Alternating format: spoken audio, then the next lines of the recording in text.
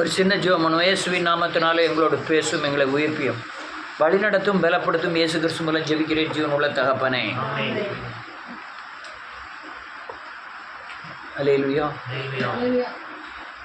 நம்ம என்ன தேவைக்காய் பைபிளை வாசிக்கிறோமோ, என்ன காரியத்துக்காய் வாசிக்கிறோமோ, அதற்குண்டான காரியத்திற்குள்ள பதில் பூராமே வேதவசனத்தில் இருக்கிறது.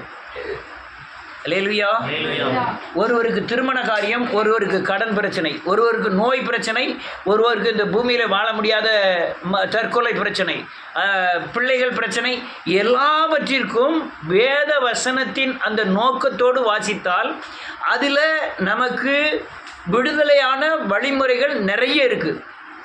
நீங்கள் தேவனோடு ஐக்கியம் வைப்பது வேதவசனத்தோடு ஐக்கியம் வைப்பதாகும். வேதவசனத்தோடு எவ்வளவு ஐக்கியம் வைக்கிறீங்களோ நீ தேவனோடு ஐக்கியம் வைத்திருக்கிறாய். அந்த தேவனோடு ஐக்கியம் வைத்திருந்தால் உங்கள் தேவைக்கு, உங்கள் பிரச்சனைக்கேற்ற பதிலை தேவன் ஏற்ற நேரத்தில் ஏற்ற காலங்களிலே உங்களுக்கு தருவார். அல்லேலூயா. நீங்கள் வேதவசனத்தின் படி நடப்பது தான் நீங்கள் தேவனோடு நடப்பது. அந்த தேவனோடு எவ்வளவு தூரம் நடக்கிறீங்களோ இந்த பூமியிலே விடுதலையான பாதுகாப்பான வாழ்க்கை வாழ முடியும். அதனால் நன்றியோடு, எனக்கு வேதவசனம் வேண்டாம், வேதவசனம் வாசிக்க மாட்டேன், நான் ஜெபம் பண்ணுதேன், ஆனால் என் வழிகளுக்கு பூரம் பதில் கிடைக்கணும்னா அது முடியாத காரியம். வேத வசனம்தான் வசனத்தின் நடப்பது தான் நாம் தேவனோடு நடப்பதுக்குண்டான அடையாளங்கள். நீ வேதவசனத்தின் அலட்சியமாக எண்ணினால் தேவன் உங்களை அலட்சியமாக எண்ணுகிறார் என்பது அர்த்தம். அதனால் இந்த காரியங்களை செய்வதற்கு உங்களுக்குள்ளே இருக்கிற பாவங்கள் இதை பின்பற்றக்கூடாதபடி அல்லது விசுவாசிக்கக்கூடாதபடி பயங்கர தடைகளை ஏற்படுத்தலாம். அது அந்த ஆத்மா கடைசி வரையும் விடுதலை அடையாத, அதாவது பலவீனப்படுகிற ஆத்மாவாகவே காணப்படும். அதனால் நீங்கள் வேத வசனத்தை வாசிப்பதும் அதன்படி நடப்பதும் ரொம்ப உறுதியான காரியங்கள். அல்லேலூயா. இதை நல்லா புரிஞ்சுக்கணும். இதிலெல்லாம் நீங்கள் கரெக்டாக இருந்தால் தான் உங்கள் பிரச்சனையின் காலத்தில், உபத்திரவத்தின் காலத்தில், நெருக்கத்தின் காலத்தில் குறிப்பிட்ட நாட்களுக்குள்ளாக நீங்கள் விடுதலை அடைய முடியும். இல்லைன்னா நீங்கள் வேதவசனத்தின் நடக்காமலோ வேதவசனத்தை விசுவாசியாமலோ இருந்தால் தேவன் உங்களோடு இரார். தேவன் இருந்தால் தான் நீங்கள் எல்லா காரியத்திலையும் விடுதலை ஆக முடியும். அதே மாதிரி நீங்கள் என்ன நோக்கத்தோடு வேதத்தை வாசிக்கிறீங்களோ அதுக்குண்டான பதில்கள் எல்லாமே இந்த வேதவசனத்தின் மூலமாக உங்களுக்கு கிடைக்கும். நீ எந்த நோக்கத்தில் வாசித்தாலும் சரி அதுக்குண்டான பதில் வேதவசனத்தில் உண்டு. அல்லேலூயா. 4 சுவிசேஷத்தை விவரமாக எழுதப்பட்டதான் அந்த 62 புக்கும். மொத்தம் 66 புக்கு. 66 புக்கில் 4 சுவிசேஷத்தை மையமாய் கொண்டது தான் 62 புக்கு. இந்த 62 புக்குகளிலும் இந்த 4 சுவிசேஷத்தின் விளக்கம் தான் அங்கே எழுதப்பட்டிருக்கிறது. அதனால் பழைய ஏற்பாடில் எழுப்புதலை குறித்து இல்லைன்னு ஒரு ஆள் என்கிட்ட பேசினார். புதிய ஏற்பாடில் எழுப்புதலை குறித்து பவுல் காலத்து எழுப்புதல் மட்டும்தான் எழுப்புதல், பழைய ஏற்பாடு காலத்தில் இருக்கிற எழுப்புதல் யாருமே எழுப்புதலை போதிக்கலை அப்படின்னு எழுப்புதலை மறுதளிக்கக்கூடியவர்களே நிறைய பேர் இருக்கிறாங்க. எழுப்புதலே இல்லைன்னு சொல்லி நம்மகிட்ட 10 வருஷம் படித்த ஆள் கூட எழுப்புதலே கிடையாதுன்னு வந்துட்டு சொன்னால் நான் 500 ரூபா உடனே எழுப்புதல் இருக்குன்னு சொன்னால் 500 ரூபா தரேன்னு சொல்லக்கூடிய அளவுக்கு இருள் மூடி இருக்கிறது. அல்லேலூயா. அதனால் எழுப்புதல் எல்லாரும் புரிந்து கொள்ள முடியாது. புரிந்து கொண்டவர்கள் இந்த எழுப்புதலை பின்பற்றி ஆசீர்வாதத்தை சுதந்திரித்து கொள்வார்கள். அல்லேலூயா. 500 ரூபா வேணுமா? எழுப்புதலை வச்சு சொன்னால் 500 ரூபா தரம்னாரு. யாரு?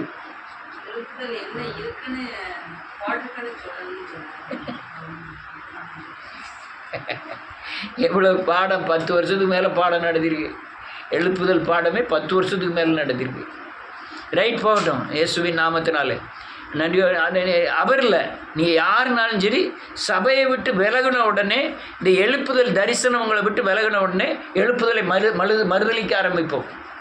நீ இதில் இருக்கும்போது வரை மட்டும்தான் இந்த எழுப்புதலை குறித்ததான தெளிவு உங்களுக்கு இருக்கும். இது போயிட்டுன்னா நீங்கள் வேறொரு இயேசுவை கற்றுக்கொள்ளுவீர்கள்.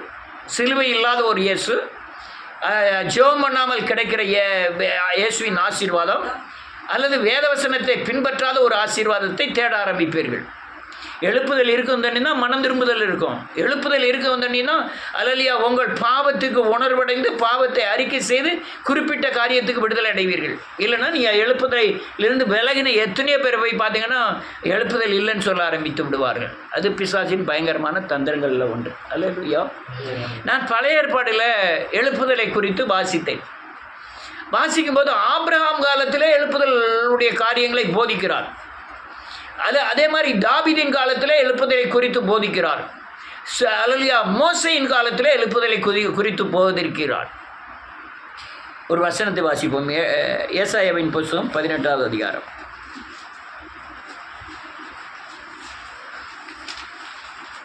எட்டாவது அதிகாரம் 16வது வசனமும் 20வது வசனமும் வாசிக்கலாம்.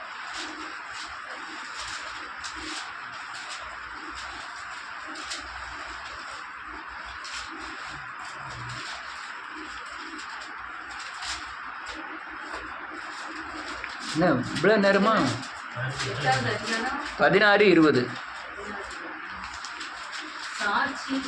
ஆகமத்தை கட்டி சீசருக்குள்ளே வேதத்தை முத்திரையிடு என்றார். ஒரு நிமிஷம். சாட்சி ஆகமம், அது என்ன ஆகமம்?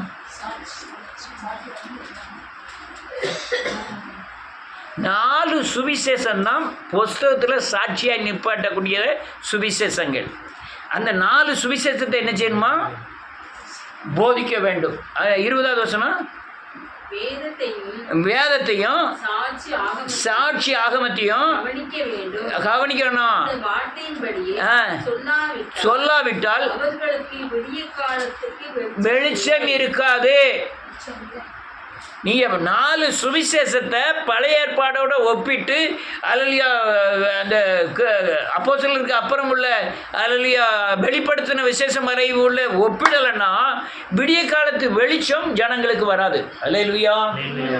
அப்போ நான் அந்த வெளிச்சத்திற்காக நான் தேடும்போது இயேசு கிறிஸ்து எழுப்புதலை போதிக்கும்படியாய் வந்தார்.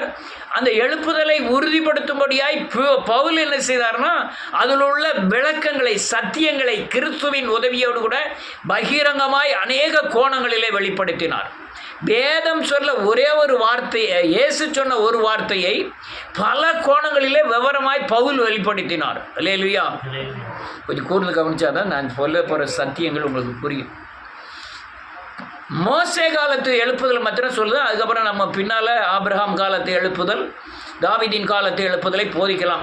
எப்போ இவங்க இயேசுநாதருடைய சிலுவை மரணத்தை தரிசனத்தில் கண்டார்களோ அப்போவே ஜனங்கள் எழுப்பப்படும்படியான போதனையை அல்லேலூயா போதிக்க ஆரம்பித்தார்கள். என்னம்மா சொன்னேன்? சரி, இன்னும் இருக்கிறதுனால கேட்டுக்கிட்டே இருக்க வேண்டியிருக்கு. நம்மகிட்ட கட்டப்படாதுன்னு தலையெல்லாம் நல்லா குனிஞ்சு கொடுங்க. அல்லேலூயா. ரைட். இயேசுவின் நாமத்தினால எப்பமெல்லாம் பழைய ஏற்பாடு பரிசுத்தவான்கள் சிலுவையை தரிசித்தார்களோ அவர்கள் எல்லாமே எழுப்புதலின் ஆலோசனையின்படி தான், தேவ ஆலோசனையின்படி தான் ஜனங்களை நடத்தினார்கள். நான் இப்போ நடத்துவது புறமே எழுப்புதலின் சத்தியத்தின்படி தான் உங்களை புறமே நடத்துகிறேன். அல்லேலூயா. முதல்ல உங்கள் வீட்டில் உள்ள பாவம் நீங்குவதற்காக ரொம்ப பிரயாசப்பட்டேன். சாபம் நீங்குவதற்காக பிரயாசப்பட்டேன். நான் என்னுடைய போதனை எல்லாமே, தேவன் தந்த போதனை எல்லாமே சிலுவையை அடிப்படையாய் வைத்து உங்களை உயிர்ப்பித்து நீங்கள் இயேசுவை போல மாறி தேசத்தில் உங்கள் சாபத்தையும் ஜெயித்து உங்களை சார்ந்திருக்கிறவருடைய சாபத்திலிருந்து விடுதலை ஆகும்படியாக தான் இப்போ உருவாக்கப்பட்டு கொண்டிருக்கிறீர்கள். என்ன சொன்னேன்? கேப்பம்னு சொல்லி அங்கே தள்ளி போயிட்டு இருக்கு. இந்த எலிகள்லாம் என்ன செய்யணும்னா என்ன செய்யணும், டபக்குன்னு வெளியே வரும். எலி அப்படியே பார்த்துக்கிட்டு தானே போதும். பார்த்துட்டான்னு ஓடி போய் ஒரு கூண்டுக்குள்ளே போய் உள்ளே அடைச்சிக்கணும். உள்ளே போய் எப்படி தான் திரும்புதுன்னு தெரியாது. திரும்பி அப்படியே தலையை மாத்திரம் வெளியே நீட்டிக்கிட்டே இருக்கும். வர வேண்டியதை டக்குன்னு அந்த பொந்துக்குள்ளே போய் சொறி வர வேண்டியது. சரி, எப்போமா சத்தம் கொடுத்தா சத்தம் கொடுக்க வேண்டியது. அல்லேலூயா. அந்த இயேசுவின் நாமத்தினால் ரைட். நான் சொன்ன காரியம் என்ன? பழைய ஏற்பாடு பரிசுத்தவான்கள் சிலுவை உபதேசத்தை கண்டு அந்த சிலுவை உபதேசத்தின் மூலமாய் இருக்கிற காரியங்களை மக்களுக்கு போதித்து எழுப்புதலை உருவாக்கினார்கள். அல்லேலூயா. எழுப்புதலை உருவாக்கினார்கள். அந்த எழுப்புதலை குறித்து மோசே சொன்ன எழுப்புதலை தான் உங்களுக்கு போதிக்க போகிறேன். அவன் கற்பனையை நிலைநாட்ட நியாயப்பிரமாணத்தை போதித்தான். சொல்லுங்க. நியாயப்பிரமாணம் கற்பனையை நிறைவேற்ற செய்தது. கற்பனையின் பொருள் என்னன்னா அன்பு. என்னது? அன்பு.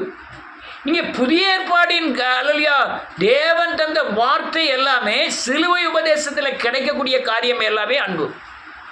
ஒரே பேரனகுமாரனை விசுவாசிக்கிறவன் கெட்டு போகாமல் நித்திய ஜீவனை அடைபடிக்காய் அன்பு கூர்ந்தார். அப்போ இவரும் போதிக்கிறது என்னது? அன்பு. அன்பு என்ன தெரியும்? சகல பாவங்களை என்ன செஞ்சிடும்? மூடும். அதனால இந்த அன்பை அடிப்படையாக கொண்டுதான் தேவன் சிலுவையில மரித்தார். இப்போ நம்ம யோக்கியதெல்லாம் நமக்கு கிடையாது. தேவனை சேவிக்கிறது உண்டான யோக்கியதை நம்ம தகுதியும் கிடையாது. நம்ம எப்படி தகுதிப்படுத்துதுன்னா, நான் சிலுவை உபதேசத்தை விசுவாசிக்கிறேன், அதனால் தேவ அன்பு என்ன மேலே நிலவுகிறது. என்ன சொன்னேன்? விசுவாசிக்கிறோம், அதனால தேவ அன்பு. அப்போ ஒரே பேரனகுமாரனை விசுவாசிக்க கெட்டு போகாமல் நித்திய ஜீவனை அடைய முடியாது. உலகத்தில் இவ்வளவாய் அன்பு கூர்ந்தார். சிலுவையை நம்பினா தான் உங்களுக்கு அன்பு. அல்லேலூயா. இந்த அன்பை, இந்த எழுப்புதலை கண்டடைய நான் 3 கிரியைகளை மட்டும்தான் உங்கள்கிட்ட சொல்ல போகிறேன். மோசே செய்த 3 கிரியைகள். அல்லேலூயா. நான் அப்போ சொன்னது மாதிரி பழைய ஏற்பாடில் 6 லட்சம் பேரில் 2 பேர் மட்டும்தான் தப்பித்தார்கள். ஆனால் 2 பேருமே விதையாய் மாறினார்கள். அப்படியா நீங்கள் வரும்போது ராஜாக்களுக்கு அப்புறம் அல்லேலூயா நோவா காலத்தில் பயங்கரமான எழுப்புதல் உண்டானது. எழுப்புதல் தன் 3 மகன்கள் மூலமாய் அடுத்தால எழுப்புதல் உண்டானது. பிறகு ராஜாக்கள் புஸ்தகத்தில் அநேகர் எழுப்புதலுக்காய் பிரயாசம். ஒரு ராஜா வருவான், விக்கிரகத்தை எடுத்து எல்லாம் தூரத்துக்கு போடுவான். இன்னொரு ராஜா வருவான், அந்த விக்கிரகத்தை எடுத்து ஆலயத்துக்கு வைப்பான். இன்னொரு ராஜா வருவான், விக்கிரகத்தை எடுத்து வெளியே போடுவான். அடுத்தாலும் ஒரு ராஜா வருவான், உள்ளே கொண்டு வைப்பான். இப்படியே இருந்தது. ஆனால் நன்றியோடு கூட துதிக்கிறேன், இயேசுவின் காலத்திலே ஒருவர் மேல் ஒருவர் மிதிக்கத்தக்கதான கூட்டம் வந்தது. ஆனால் இந்த கூட்டத்தில் தேவன் பேசும்போது, நான் சிலுவையில் அறையப்படுவேன், 3ஆம் நாள் எழுந்திருப்பேன் அப்படின்லாம் சொன்ன உடனே, அப்போ இந்த உபதேசத்தை யார் பின்பற்றுவான்னு சொல்லி அநேகர் விளங்கினார்கள். மிஞ்சினவங்க எத்தனை பேர்? 11 பேர். அதில் ஒருத்தன் சொல்லலாம், ஆண்டவர் கேட்காரு, நீங்களும் என்னை விட்டு எத்தனை பேரில் கேட்காரு? 11 பேர்கிட்ட கேட்காரு. அவன் ஒருத்தன் சொல்கிறான், நான் உங்களை விட்டு எங்கே போவேன், உம்மிடத்தில் என்ன இருக்கு? ஜீவ வார்த்தைகள் இருக்க அப்படிங்க. அல்லேலூயா. காரணம் என்ன? நான் இப்போ 15 பேர் அதே பந்த மூஞ்சி தான் வந்துக்கிட்டு இருக்க. காரணம் என்ன?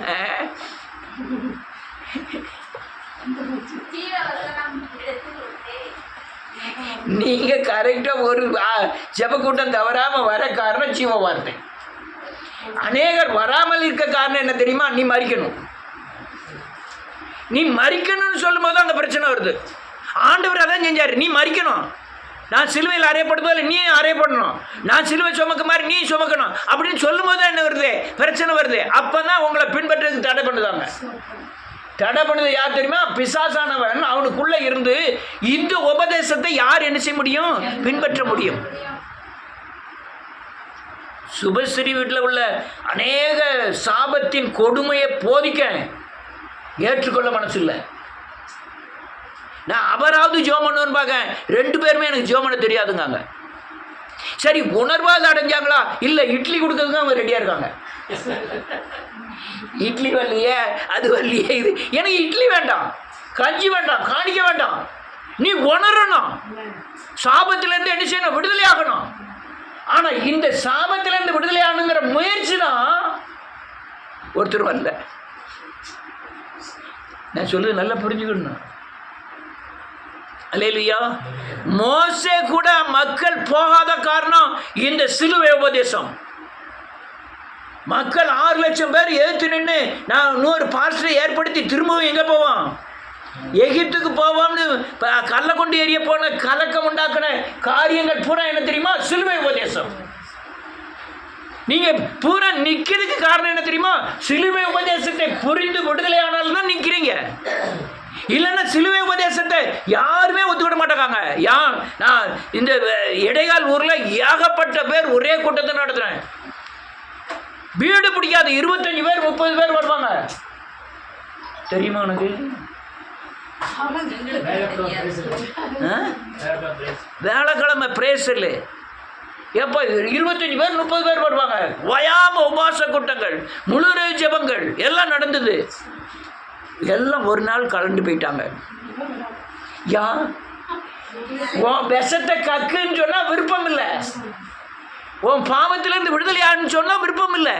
அதே போல தான் இயேசு என்னை காட்டி கொடுப்பார்கள், என்னை சிலுவையில் அறிவார்கள், நான் 3ஆம் நாள் விழித்துடன் சொல்லும்போது பேதர் என்ன சொன்னான் தெரியுமா? இப்படி உங்களுக்கு என்ன செய்யக்கூடாது, நடக்கக்கூடாது. அவன் அவரை கூட்டி கொண்டு போய் கடிந்து கொள்ள ஆரம்பிச்சானா? யார? வானத்தையும் பூமியும் படைத்த இயேசுவை கடிந்து கொள்ள ஆரம்பித்தான். அப்போ சிலுவை உபதேசத்துக்கும் ஜனங்களுக்கும் எவ்வளவு விரோதம் இருக்குன்னு பாருங்க. ஏன் சத்தியாலாம் வர காரணம் என்ன தெரியுமா? சிலுவை உபதேசத்தை புரிஞ்சுக்கிட்டா. இல்லைன்னா வர முடியல. இப்போ ஒன்று வந்துக்கிட்டு தலையை எட்டிக்கிட்டி பார்த்துக்கிட்டு இருக்க காரணம் என்ன? உலகத்தையும் விட முடியல, சிலுவை உபதேசத்துக்கும் வர முடியல.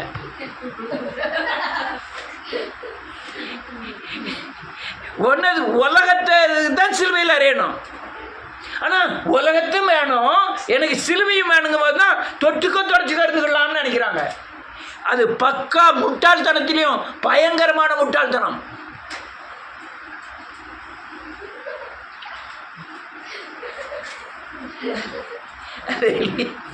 அல்லேலூயா. நான் மோசேயோட காரியத்தை சொல்லிட்டு அதுக்கப்புறம் பார்ப்போம். ஆதிராகமத்தின் புஸ்தகம் 3வது அதிகாரம்.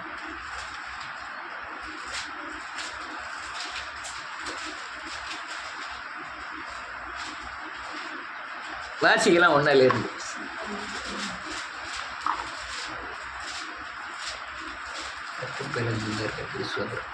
வாசிங்க 1. ஆசாரியனாய் இருந்த தன் மகனாகிய எத்தியோவின் ஆடுகளை மேய்த்து வந்தான். அவன் ஆடுகளை வனாந்தரத்தின் பின்புறத்திலே ஓட்டி தேவ பதார்த்தம்னா என்னது? அதுலயே யாபம் வச்சுட்டு இருக்காத பதார்த்தத்துக்கு. பர்வதமாகிய ஓரேப் மட்டும் வந்தான். ஒரு மனுஷனை சந்திக்க போறாரு, அவனை தகுதி இல்லாம ஆக்கிறாரு. இவன் யார் தெரியுமா? பார்வோனோட பேரன். யாரோட பேருவன்? பார்வோன். சகல அதிகாரம் படைத்தவன். போர் சேவகர்கள் இருக்காங்க, அதெல்லாம் வேண்டாம் அப்படின்னு கிறிஸ்துவ ஜனத்துக்காக பிரித்தெடுக்கப்படுகிறான். இவன் போன இடத்துல இவனுக்கு தாய் கிடையாது, தகப்பன் கிடையாது, அண்ணன் கிடையாது, தம்பி கிடையாது, எந்த பலனும் கிடையாது. என்ன பலன் இருக்கு? ஆடு மேய்க்கிறவன், சாதாரண ஆடு மேய்க்கிறவன். கோபப்பட்டுக்கிட்டாதீங்க. சாதாரண ஆடு மேய்க்கிறவன் அவனை தேடி போறாரு. எதுக்கு? ஒரு பயங்கரமான எழுப்புதலை சந்திப்பதற்காக. ஆமென்.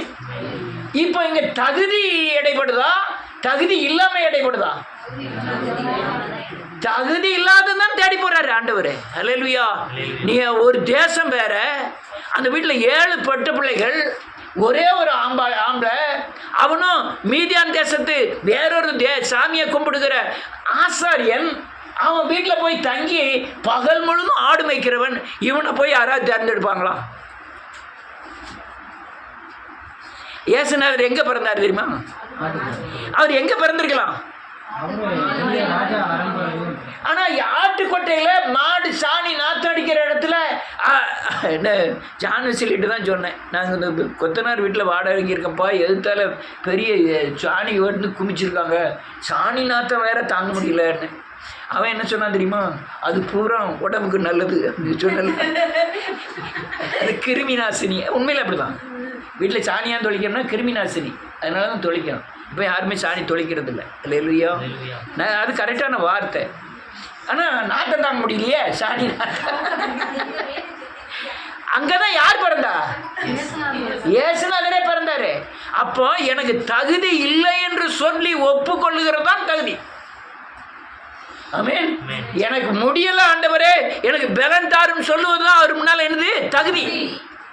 நான் படிக்கல ஆண்டவரே, என் தேசத்தில் என்னை பயன்படுத்தும் என்று சொல்வதுதான் அவருக்கு தகுதி. மோசையோட நிலைமை யாருக்கு வரக்கூடாது? 1 வருஷம் 2 வருஷம் இல்ல, எத்தனை வருஷம்? 40 வருஷம் ஆடு மேய்க்கும். வனாந்தரத்தில் ஆடு மேய்ச்சிக்கிட்டு இருக்கான். தேடி போறாரு யாரு? ஆண்டவர் அவனை தேடி போய் தன் தரிசனத்தை, தன்னுடைய செய்ய போகிற 2000 வருஷம் 3000 வருஷத்துக்கு அப்புறம் செய்ய போகிற தரிசனத்தை அவனுக்கு வெளிப்படுத்தி, நீ போய்கிட்டு பெரிய ஊழியக்காரனை நிலைநிறுத்த போகிறேன், நீ இந்த தேசத்தில் எழுப்புதலை குறித்து சொல்லணும். எழுப்புதலின் அடிப்படை என்னன்னா சிலுவை உபதேசம். சிலுவை உபதேசத்தை நீ சொல்லணும். என்னத்தை சொன்ன எழுப்புதல் வரும்? நாளைக்கு உட்கார மாட்டேன்னு என்னத்தை சொன்ன எழுப்புதல் வரும்? எல்லாம் ஒழிஞ்சிருக்கா? அல்லேலூயா. சிலுவை உபதேசத்தை சொன்னாதான் என்ன வரும்? எழுப்புதல் வரும்னு சொல்லி இந்த சிலுவை தரிசனத்தை நேரில் அவனுக்கு காமிக்காரு. மோசே அல்லேலூயா, சிலுவை மோசே இருக்கும்போது சிலுவையில் அடிக்கப்பட்டாரா? அப்போ எப்படி அவர் காமிச்சாரு? அவர் இருக்கிறவராகவே, உள்ள யாரோ சொன்னாங்க, இருக்கிறவராகவே இருக்கிறார். அவருக்கு குழந்தையும் கிடையாது, கிழவனும் கிடையாது. நம்ம தான் வயசாகிட்டு 30 வயசு 40 வயசுன்னு ஆண்டவருக்கு வயசு உண்டா? அவருக்கு ஒரு பிறப்பு உண்டா? மரியாதை வயிற்றுல பிறந்தது என்னது? என் முடிக்கியா இல்ல, நமக்கு பாடம் கற்பிக்க வேண்டி மரியாள் வயிற்றுல பிறந்திருக்கிறார், அவ்வளவுதான். அவருக்கு பிறப்பும் கிடையாது, இறப்பும் கிடையாது. அவருக்கு துவக்கமும் கிடையாது, முடிவும் கிடையாது. அவர் உற்பத்தியும் கிடையாது, அழிவும் கிடையாது. அல்லேலூயா. அதனால அவர் இருக்க உலக தோற்றத்திற்கு முன்னே என்ன செய்யப்பட்டிருக்காரு? அடிக்கப்பட்ட தேவ ஆட்டுக்குட்டி. அதனால ஒரு மனுஷனை தேடிட்டு போறாரு. அவன் 40 வருஷம் ஆடு மேய்ச்சிக்கிட்டு இருந்தான். அவனை தேடிட்டு போய் தன்னுடைய எழுப்புதல் தரிசனத்தை அவன் இருதயத்தில் வைக்கிறான். எழுப்புதல் தரிசனம் கேட்டா போறாது. எழுப்புதல் தரிசனம் உங்க இருதயத்தில் உருவாகணும். எனக்கு உடம்பு சரியில்லை, நான் மனம் திரும்பி பாவம் சிலுவையை நோக்கி பார்த்தா தான் என் வியாதியிலேருந்து குணமாங்கிற எண்ணம் உங்களுக்குள்ள வரணும். என்ன சொன்னேன்? எப்படி? ஆமேன். ஐயா, எனக்கு சரீரத்தில் வேதனை. ஐயா, நான் குழந்தை பெக்க போறேன், குழந்தை கர்ப்பவேதனையில் இருக்கேன்.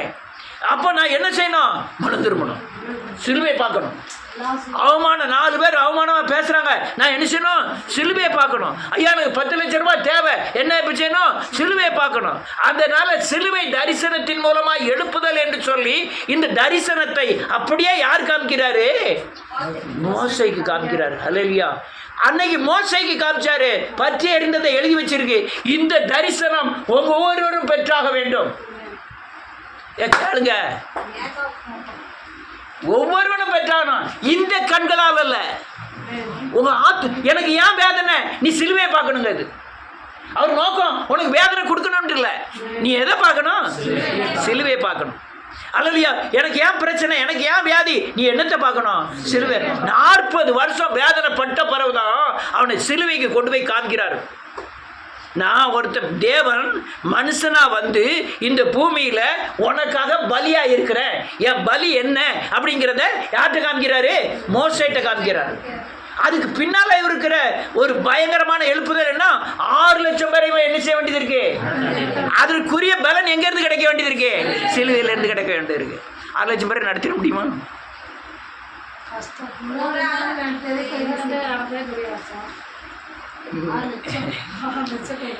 நிசியா, ஜெஸ்லின், தீமோத்தேயு நடந்ததுக்கே நமக்கு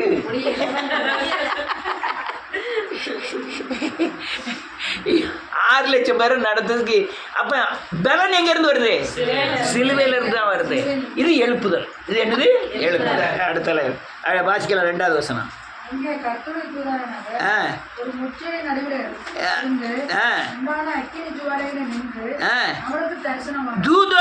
தூதன் எழுதுனா தூதன், தூதன் ஆனவர்னா இயேசு. என்னது கேளுமா, கேட்டுக்கிட்டு இருக்கியா? கீழே குனிஞ்சாலும் நம்ம ஆள் உறங்குமானாலும் சரி சத்தியத்தை கேட்டுட்டு இருக்க மாதிரி கீழே குனிஞ்சாலும் சத்தியத்தை கேட்டுக்கிட்டு இருக்கணும்.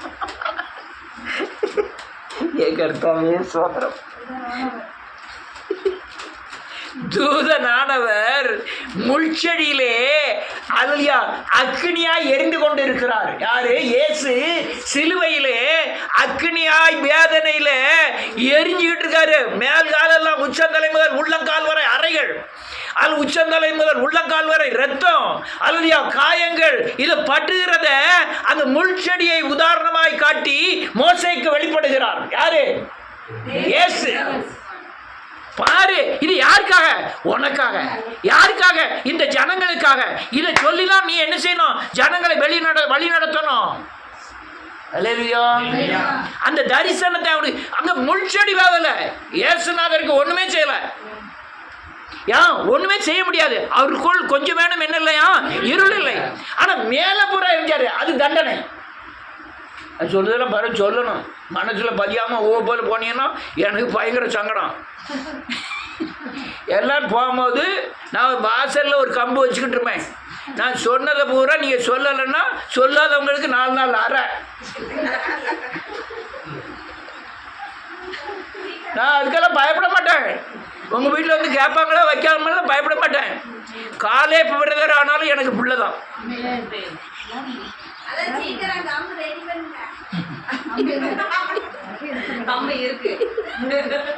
ரைட். இந்த 2வது வசனத்தை தெளிவா புரிஞ்சுக்கிடுங்க. முள்ளு எரியலை, ஆனா அக்கினி ஜுவாலை எரியுது. ஆனா அக்கினியில இருக்கு. அக்கினின்னா என்னது? வேதனை. அக்கினியில் உள்ள வேதனை. ஆனா எரியுது மேல இருந்து கீழே வரையும். ஐயோ அம்மானு கத்துதாரு. மேல இருந்து அடிகள் எல்லாம் படுக்காரு. ஆனால் அந்த முள்செடி ஒண்ணுமே ஆகவே இல்லை. காரணம், இயேசுக்குள்ள என்ன இல்லை? பாவம் இல்லை. அவருக்குள்ள இருள் இல்லை. மேல பட்ட அடிகள் எல்லாம் நாம் செய்த பாவத்திற்கு உண்டான தண்டனையை அன்று மோசே பார்க்கிறான். யார் பார்க்கா? மோசே பார்க்கிறான். புரிஞ்சிட்டலாம். ஒன்று தான் கேட்க புரிஞ்சிட்டலாம். நான் இவ்வளோ தூரம் கத்துது. நான் 10 பாயிண்ட் சொன்னேன். 2 பாயிண்டாவது உங்களுக்கு புரியாதாங்கிறதுக்காக தான் நான் வேகமாக பயங்கர சங்கடத்தில் வந்து பேசிக்கிட்டு இருக்கேன். சும்மா இல்லை. 2 நாள் சாப்பிடாம 2 நாள் உறங்காமல் தேவ சத்தியத்தை போதிக்கிறேன். ஏன்னா கர்த்தரை உங்களுக்குள் நிலைநிறுத்த வேண்டும், சிலுவையை நிலைநிறுத்த வேண்டும். ரைட். என்ன எழுதிருக்கு? அப்பொழுது மோசே, இந்த முட்செடி வெந்து போகாதிருக்கிறது என்ன? நான் கிட்ட போய் இந்த அற்புத காட்சியை பார்ப்பேன் என்றான். ஆமென். அவன் பார்க்கும்படி கிட்ட வருகிறது கர்த்தர் கண்டார். ஆமென். முட்செடி நடுவிலிருந்து தேவன் அவனை நோக்கி, மோசே மோசே என்று கூப்பிட்டார். அவன் இதோ அடியேன் என்றான்.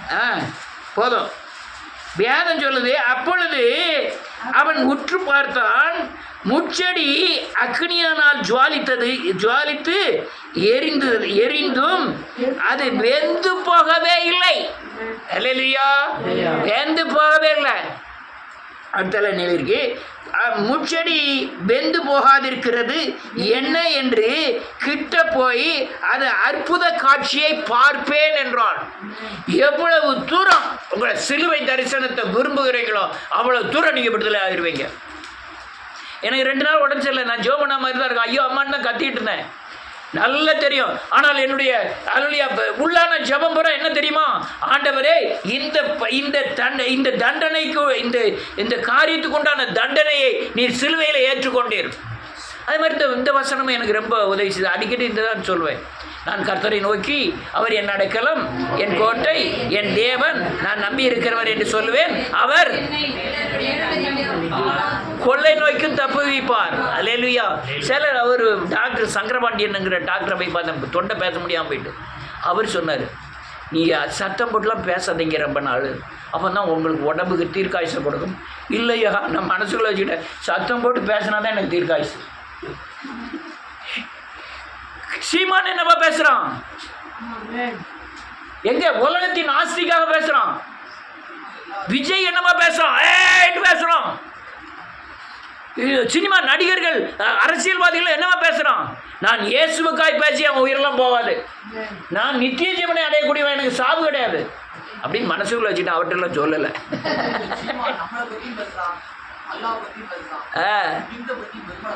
பேசுவான். கட்சிக்காரன் எல்லாம் பேசுவான். ரைட். அவன் பார்க்கும்படி கிட்ட வருகிற இதை கர்த்தர் கண்டார். முட்செடி நடுவில் இருந்து தேவன் அவனை நோக்கி மோசே மோசே என்று கூப்பிட்டார். அப்போ என்ன அர்த்தம்? நீங்கள் சிலுவை உபதேசத்தை சிலுவை நோக்கி பார்க்கும்போது தேவன் உங்களோடு பேசுவார். கண்டிப்பாக பேசுவார். நீங்கள் சிலுவை, ஆனால் சிலுவை உபதேசத்துக்கு உண்டான ஞாபகம் வராது, போதுக்கு உண்டான இது. நீங்கள் ஒரு பிரச்சனைக்காக சிலுவை உபதேசத்துக்கு முன்னால் போனீங்கன்னா உங்கள் மெல்லிய சத்தத்தோடு பேசுவார், உணர்வின் அடிப்படையில் பேசுவார், வேதவசனத்தின் அடிப்படையில் பேசுவார். என்ன பேசுவார்? பிரச்சனைக்கு உண்டான தீர்வு எங்கே இருக்கு? எது பாதுகாக்க விடாம தடை பண்ணுது? என்னது? இதை அறிக்கை பண்ணுங்க. நம்ம என்ன ஆக போகிறோம்? விடுதலை ஆக போகிறோம். அதான் மோசையை போய் கூப்பிட்டு சொல்லி என்ன சொல்ல இருப்பாரு?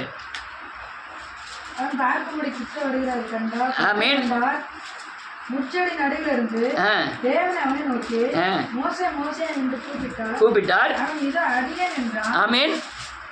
அப்பொழுது அவர் இங்கே கிட்டி சேராக உன் காலின் பாதரட்சையை, உன் காலில் இருக்கிற பாதரட்சை கலட்டி போடு, நீ நிற்கிற இடம் பரிசுத்த பூமி என்றார். ஆமென். போதும். நீ முதல்ல என்ன ஆயிரு? பரிசுத்தமாகு. நீ காலில் போட்டிருக்க பாதரட்சியை கழட்டி போட்டேன்னு என்ன அர்த்தம்? பாதரட்சியை உரிமையை விட்டு கொடுக்கறது, உலகத்தின் உரிமைகளை விட்டு கொடுக்கறது. பழைய ஏற்பாட்டில் பூரா இந்த யார் ரூத்தை கல்யாணம் முடிக்கக்கூடியவன் செருப்பை கழட்டி தூரப்பட்டான், பாதரட்சியை கழட்டி தூரப்பட்டான். அதுக்கு அர்த்தம் என் உரிமை என்ன செய்கிற? விட்டு கொடுக்குறேன். என்ன உரிமையை விட்டு கொடுக்க போகிறான்? பார்வோனுடைய அரண்மனையில் ராஜாவாக இருக்கக்கூடிய உரிமையை என்ன செய்ய கூட போகிறான்? விட்டு கொடுக்க போகிறான். பல லட்சம் கோடிகளுக்கு அதிபதியை நான் என்ன செய்ய போகிறான்? எதுக்கு விட்டு கொடுக்க போகிறான்? இந்த சிலுவை தரிசனத்தின் மூலமாய் நீ 6 லட்சம் பேர் என்ன செய்ய வேண்டியது இருக்கு? நடத்த வேண்டியது இருக்கு. அதனால நீ பரிசுத்தமாவதுக்கு ஒரே காரியம், உன் பழைய பலன், பழைய உலகத்தின் தன்மை எல்லாத்தையும் என்ன செஞ்சிரு? சுதந்திரமா இருக்கிறதெல்லாம் விட்டு கொடுத்துரு. அவனே பாதரட்சியை கழட்டி போட்டான். அடுத்தால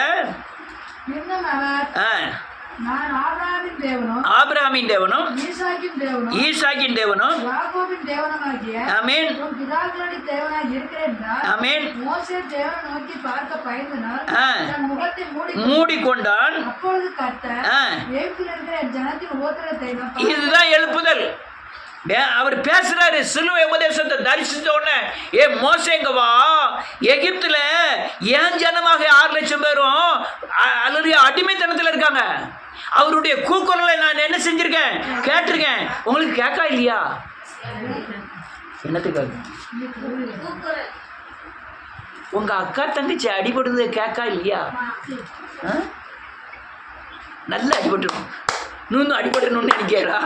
ஐயோ இப்படி அடிபடுதாங்களேன்னு நினைக்கிறீங்களா?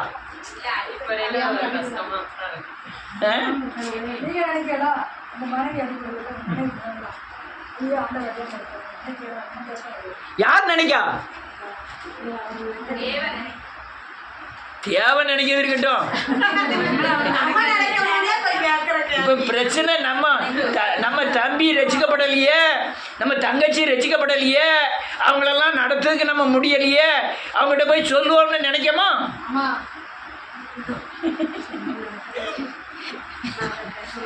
என்ன நீங்க சிலுவை தரிசனத்துக்கு போனோம். சிலுவையை சந்திக்காம ஆத்மாவை என்ன செய்ய முடியாது? சந்திக்க முடியாது. சிலுவையில் போய் அதை தரிசித்து அவர் சொல்லணும், இப்படி என் பிள்ளைகள், உங்கள் அக்கா இப்படி சங்கடப்படுதா, உன் தம்பி சங்கடப்படுதா, இந்த விக்கிரகத்தை கும்பிடுதா, இந்த விக்கிரகத்தினால இந்த பிள்ளைக்கு இப்படி காய்ச்சல் வந்திருக்கு, இப்படி பிரச்சனை வருது, அதனால் நீ போய் அவங்கள சந்தி, இந்த வார்த்தையை சொல்லு அப்படின்னு யார் அனுப்பணும்? அனுப்பணும்னா நீங்கள் எங்கே போகணும்? சிலுவைக்கு போகணும். பற்றி எரிகிற இயேசுவை பார்க்கணும். சிலுவையில் அவர் காயப்படுவதை பார்க்கணும். அவர் எரிகிற அக்கினியை பார்க்கணும். பார்த்தா தான் அவர் பேசுகிறாரு. உன் நடுவில் அண்ணன் இப்படி சங்கடப்படுதானே, உன் நடுவில் தம்பி இப்படி சங்கடப்படுதானே, நம்ம சந்தோஷமாக இருக்கோம். துட்டு இல்லைனாலும் சந்தோஷமாக இருக்கும். அவங்க துட்டை வச்சுக்கிட்டே என்ன செய்யப்படுறாங்க? சங்கடப்படுதாங்களே. அப்படிங்கிற உணர்வு நமக்குள்ள என்ன செய்யணும்? ஏற்படணும். அதுதான் இங்கே சொல்லுது 7வது வசனம். பார்த்து கேட்டேன், அறிந்திருக்கிறேன். ஆமென்.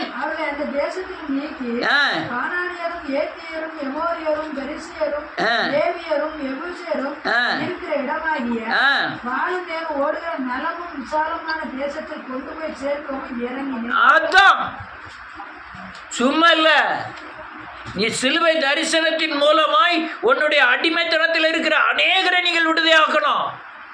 அதுதான் என்னது எழுப்புதல்.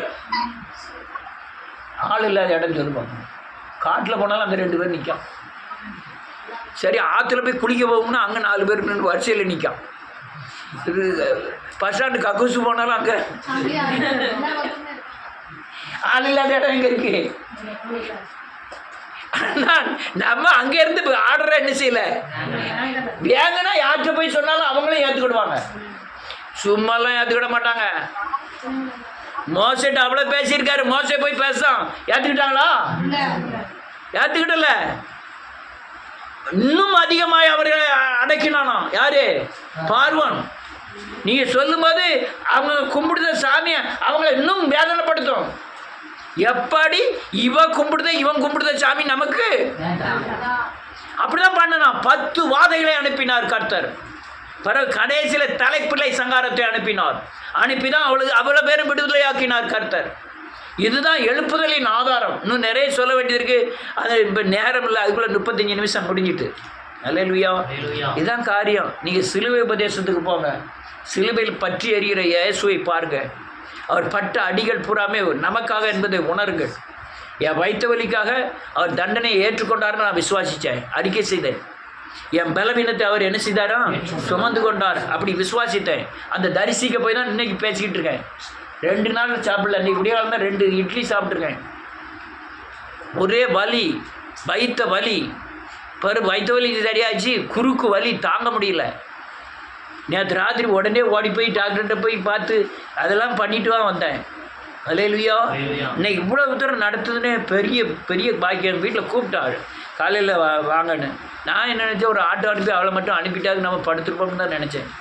ஆனால் இப்போ எப்படி பேசணும்னு எனக்கே தெரியல. எனக்கு என்னென்ன தெரியல. ஆனால் எவ்வளவு சத்தியங்கள் இன்னைக்கு போதிக்கப்பட்டிருக்கு தெரியுமா? இவ்வளோ சத்தியங்கள் போதிக்கப்பட்டிருக்கு. அதெல்லாம் யாரோட கிருபை? இதெல்லாம் காரியங்கள். அழைப்பை மோசே இல்லை, நீங்களும் பெற்றிருந்தீங்க. நீங்களும் சிலுவை தரிசனத்துக்கு போகணும். நம்ம பெரிய ஞானி என்று அழைக்கலை, நம்ம பேதைகள் என்று படிக்காதவர்கள் தான் தேவன் அழைத்திருக்கிறார்.